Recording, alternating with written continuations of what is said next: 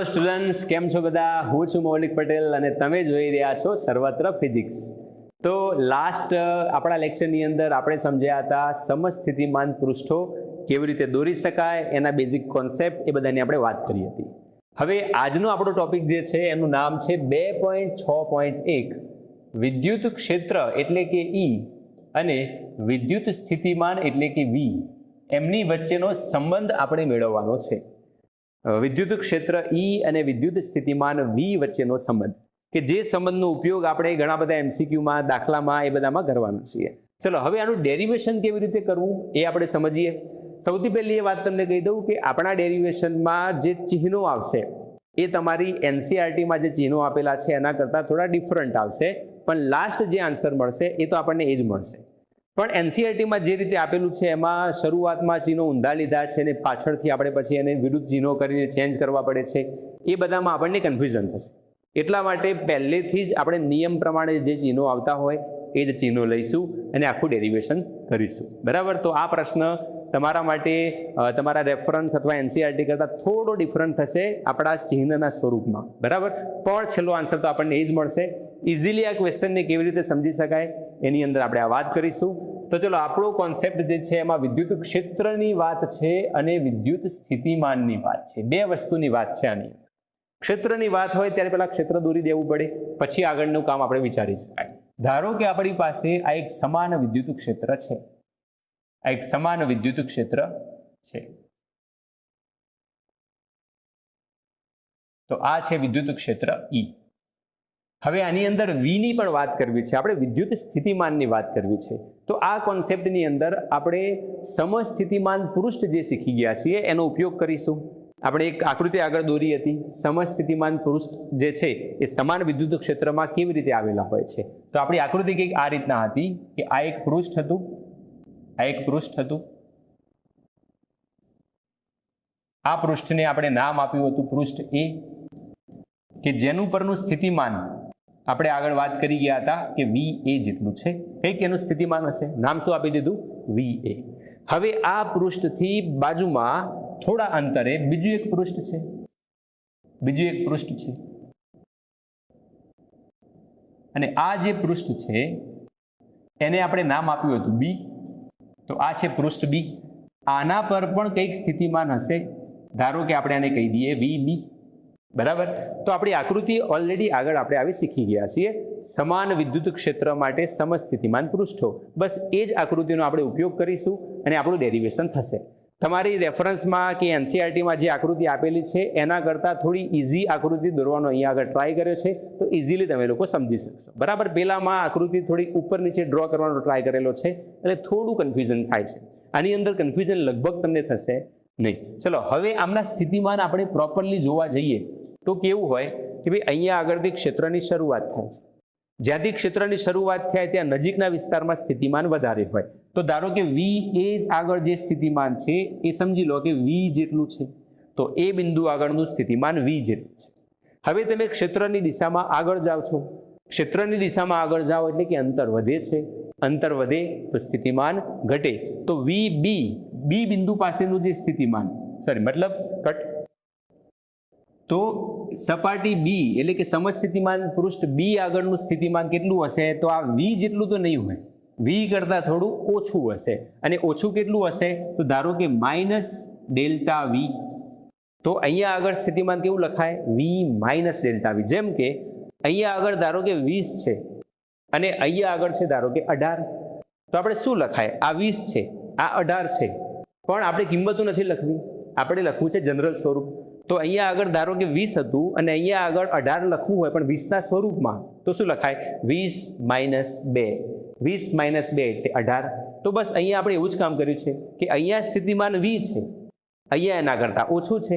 તો કેટલું છે? તો કે V - ΔV જેટલું. ΔV જેટલો એમાં ઘટાડો થયો છે. તો આ થઈ ગઈ આપણી આકૃતિ.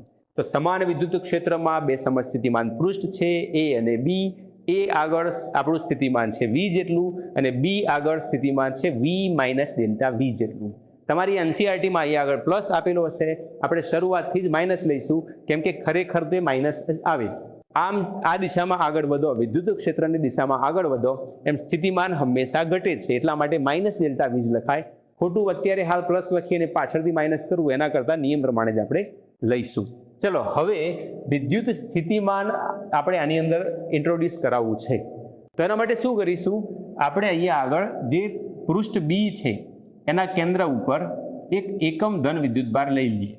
એકમ ધન વિદ્યુતભાર લઈ લઈએ અને એ એકમ ધન વિદ્યુતભારને પૃષ્ઠ એ પર લઈ જવો છે. એટલે કે આપણે આને અહીંયાથી ગતિ કરાવીને અહીંયા સુધી લઈ જવો છે. તો આમની વચ્ચેનું જે ડિસ્ટન્સ છે એ ધારો કે ડેલ્ટા એલ જેટલું છે. ડિસ્ટન્સ કેટલું છે? ડેલ્ટા એલ જેટલું. તો આપણે એમ કહી શકાય કે એકમ ધન વિદ્યુતભારને પૃષ્ઠ બી પરથી ડેલ્ટા એલ જેટલું સ્થાનાંતર કરાવીને પૃષ્ઠ એ પર લઈ જવો છે. અને એના માટે જે કાર્ય કરવું પડશે એ કેટલું હશે? તો કે આ બંને પૃષ્ઠ પરના સ્થિતિમાનના તફાવત જેટલું. હંમેશા કરેલું કાર્ય એટલે સ્થિતિમાનનો તફાવત. બરાબર, કરેલું કાર્ય એટલે સ્થિતિમાનનો તફાવત. તો આપણે સ્થિતિમાનનું ઇક્વેશન મેળવવાનું છે એટલા માટે કરેલું કાર્યની વાત કરીશું. તો એકમ ધન વિદ્યુતભારને અહીંયાથી અહીંયા લાવીશું. તો આપણે લખીએ કે સમસ્થિતિમાન પૃષ્ઠ બી ના કેન્દ્ર પર રહેલ +1 કુલમ વિદ્યુત ભારને ડેલ્ટા એલ જેટલું સ્થાનાંતર કરાવીને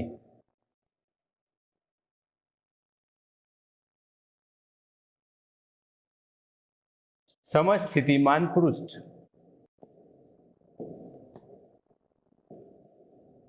એ પર એટલે કે એ ના કેન્દ્ર પર લાવવા માટે કરવું પડતું કાર્ય. અને આ જે કરવું પડતું કાર્ય હોય એને જ આપણે શું કહીશું? સ્થિતિમાનનો તફાવત.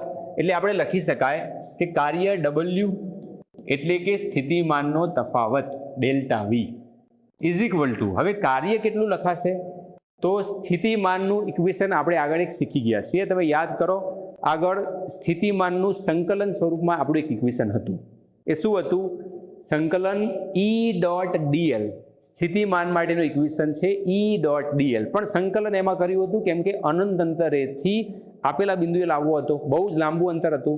ત્યારે જે સૂક્ષ્મ કાર્યો કરતા હતા એમનો સરવાળો કરવા માટે સંકલનનો ઉપયોગ કર્યો હતો. પણ આપણા કિસ્સામાં અત્યારે હાલ તો એનું અંતર જે છે, સ્થાનાંતર જે છે થોડું જ છે, ડેલ્ટા એલ જેટલું છે. એટલા માટે આમાં સંકલનની કે આપણને ખાસ જરૂર પડશે નહીં. તો હવે આપણે અહીંયા આગળ શું કરીએ? તો સૌથી પહેલા તો આપણું ઇક્વેશન છે સદિશ E.ડેલ્ટા એલ થાય આપણું ઇક્વેશન. વિદ્યુત ક્ષેત્રના ગુણાકારમાં સ્થાનાંતર એટલે આપણને મળે વિદ્યુત સ્થિતિમાનનો તફાવત. ચલો હવે ડેલ્ટા V નો મતલબ થાય V final minus V initial. હવે શરૂઆતમાં વિદ્યુતભાર ક્યાં છે? અહીંયા આગળ. તો એનું પ્રારંભિક સ્થિતિમાન જે છે એને VB કહેવાય. લઈ જવાનું ક્યાં છે? એ આગળ. તો એનું અંતિમ સ્થિતિમાન કેટલું કહેવાય? VA કહેવાય. તો ડેલ્ટા V ની જગ્યાએ મુકાશે VA minus VB is equal two આ બાજુમાં થઈ જશે E.ડેલ્ટા એલ. જો ડોટ દૂર કરવો હોય તો લખાય E.ડેલ્ટા એલ અને પાછળ થશે cos થીટા. યાદ છે આપણને બધાને? ડોટ ગુણાકાર છે, ડોટ દૂર કરવો હોય તો cos થીટા મુકાય. ચલો હવે આગળ VA માઇનસ VB. VA ની કિંમત છે V, VA ની કિંમત છે V માઇનસ VB ની કિંમત છે V માઇનસ ડેલ્ટા V. તો આ થઈ જશે V minus delta V is equal two અહીંયા આગળ થીટા કેટલો થશે એ આપણે ચેક કરીએ. કોની વચ્ચેનો થીટા છે? તો કે E અને ડેલ્ટા એલ વચ્ચે. E કઈ તરફ છે? તો E છે આ તરફ, E છે આ તરફ, આ દિશામાં આપણો E છે. ડેલ્ટા એલ કઈ તરફ છે? તો ડેલ્ટા એલ તો આ તરફ, કેમ કે આપણે સ્થાનાંતર કરાવ્યું છે આ બાજુમાં. હવે E આ બાજુમાં, ડેલ્ટા એલ આ બાજુમાં, તો એમની વચ્ચેનો ખૂણો કેટલો થાય? 180. ખૂણો 180 છે તો cos પાઈ થઈ જશે. તો આ થઈ જશે E ડેલ્ટા એલ cos પાઈ. cos પાઈની કિંમત થાય -1. તો આ આપણને મળશે -E ડેલ્ટા એલ. આ બાજુમાં આપણે જો જવાબ લાવીએ તો આ થઈ જશે V માઇનસ V અને આ minus minus plus delta V. અહીંયાથી વી માઇનસ વી નીકળી જાય તો plus delta V is equal to minus E delta L. તો આવું ઇક્વેશન થયું. આમાંથી જો ઈને કરતા બનાવી દઈએ, ઈને કરતા બનાવીએ તો ડેલ્ટા એલ છેદમાં જાય, માઇનસ આ બાજુમાં જાય, તો આપણે લખી શકાય E is equal to minus delta V upon delta L. તો E is equal to minus delta V upon delta L આવું ઇક્વેશન મળશે. અને જો માઇનસને ઇગ્નોર કરીએ એટલે કે મૂલ્ય સ્વરૂપમાં જો લખવાનો ટ્રાય કરીએ તો આ લખી શકાય E is equal to delta V upon delta L. તો આપણને જ્યારે જ્યારે પણ માઇનસ ઇગ્નોર કરવાની જરૂર પડશે ત્યારે આપણે માઇનસને ઇગ્નોર કરી શકીશું. તો આવું આપણું એક જનરલ ઇક્વેશન થઈ જશે E is equal to delta V upon delta L. તો આ થઈ ગયું આપણું ડેરિવેશન. તો ડેરિવેશન એકદમ ઇઝી છે. શું કરવાનું છે તો કે સમસ્થિતિમાન પૃષ્ઠ દોરવાનું છે. કોના માટે? સમાન વિદ્યુત ક્ષેત્ર માટે. તો બે પૃષ્ઠ આપણે દોરીશું. એક પૃષ્ઠ ઉપરથી બીજા પૃષ્ઠ ઉપર એકમ ધન વિદ્યુતભારને લઈ જવા માટે કરવું પડતું કાર્ય શોધીશું અને એના ઉપરથી આપણને ઈ અને વી વચ્ચેનો સંબંધ મળશે. તો સૌથી પહેલા આપણે કાર્ય ઈ ડોટ ડેલ્ટા એલ બરાબર થાય ડેલ્ટા વી, કેમ કે કરેલું કાર્ય એટલે સ્થિતિમાનનો તફાવત. તો ડેલ્ટા વી એટલે અંતિમ સ્થિતિમાન માઇનસ પ્રારંભિક સ્થિતિમાન. અંતિમ એ આગળ આવે છે તો વી એ માઇનસ પ્રારંભિક બી આગળ હતો તો V B is equal to E delta L cos theta. થીટાની આપણે અહીંયા આગળ વેલ્યુ જોઈ તો આપણને મળે છે 180 ડિગ્રી. તો થઈ ગયું કોસ પાઈ. કોસ પાઈની કિંમત -1 થાય એટલા માટે આ બાજુમાં મળ્યું માઇનસ ઈ ડેલ્ટા એલ અને આ બાજુમાં સાદુરૂપ આપ્યું એટલે આપણને મળ્યું ડેલ્ટા વી. તો delta V is equal to minus E delta L. તો આવું ઇક્વેશન આપણને મળશે. પણ જ્યારે પણ જરૂર પડે ત્યારે આપણે ડેલ્ટા વી જે છે એને મૂલ્ય સ્વરૂપમાં લખીએ તો માનાંક કરી લઈશું તો અહીંયા આગળ આપણને પોઝિટિવ ઇક્વેશન મળશે. પણ યાદ રાખવામાં આ થોડું અઘરું પડે એટલે આપણે શું કરીશું? ડેલ્ટા ડેલ્ટા કાઢી લઈશું. ડેલ્ટા દર્શાવે છે સૂક્ષ્મ. ડેલ્ટા શું દર્શાવે છે? સૂક્ષ્મ.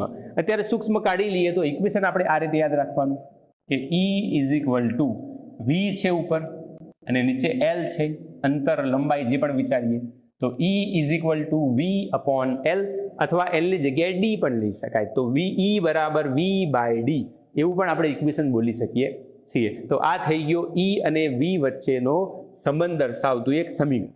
બરાબર. તો અહીંયા સુધી સમીકરણ પૂરું થયું.